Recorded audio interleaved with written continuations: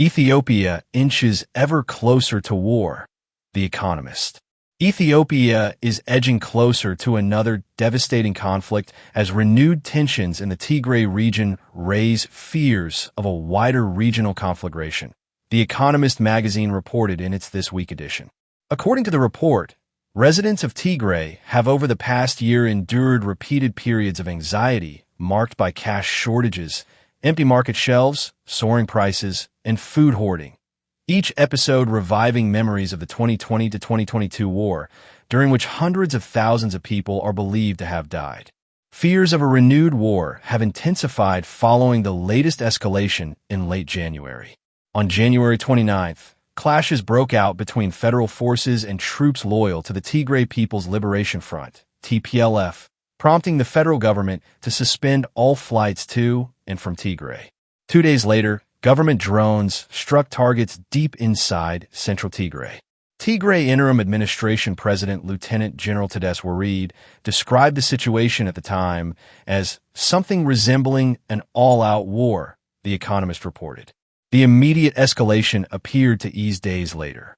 Tadesse said forces under his administration had withdrawn from some areas they had entered, stressing that disputes could be resolved through dialogue. Flights to Tigray resumed on February 3rd, temporarily easing fears of an imminent return to full-scale war. However, The Economist warned that the risk of renewed violence remains high. In a parliamentary address on February 3rd, Prime Minister Abiy Ahmed accused the TPLF of being traitors intent on dismantling Ethiopia. A TPLF official cited by the magazine said the Ethiopian National Defense Force was mobilizing in full force, warning that another war could be catastrophic if political restraint fails. The magazine traces the roots of the current crisis to unresolved issues from the previous war. After coming to power in 2018, Abiy assembled a coalition of forces opposed to the TPLF, including Amhara regional militias. During the 2020 to 2022 conflict, Amhara forces took control of western Tigray, forcibly displacing hundreds of thousands of Tigrayans, many of whom remain in camps across the region. Although the 2022 Pretoria Peace Agreement envisioned further negotiations to allow displaced people to return and to settle the disputed territory, progress has been limited. The Economist reported that Tigrayans who returned to western Tigray in 2024 faced intimidation and abuse, while most displaced people remain too fearful to go back. The federal government, the report added, has resisted TPLF demands to return the territory to Tigray's administration. Tensions spiked again when TPLF-linked forces crossed the Tikes River into Tselemi last week. While officials said the move was intended to protest the treatment of returning civilians, some analysts cited by The Economist believe it may also have been aimed at testing federal defenses or securing strategic positions.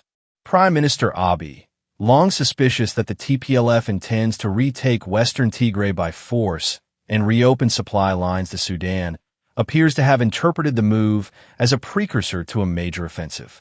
The magazine reported that federal forces have since been redeploying troops and heavy weaponry toward Tigray's borders, while fighting has continued in southern Tigray between TPLF forces and pro-government militias.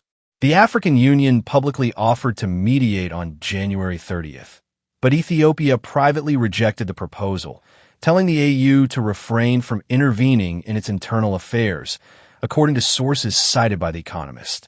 While the magazine noted that a new war is not inevitable, pointing to internal divisions within the TPLF and Abiy's strained relations with multiple regional actors, it warned that Ethiopia's crisis is closely linked to the war in Sudan and broader regional rivalries. A renewed conflict in Tigray, it said, could quickly spiral into a regional disaster unless urgent efforts are made to preserve peace.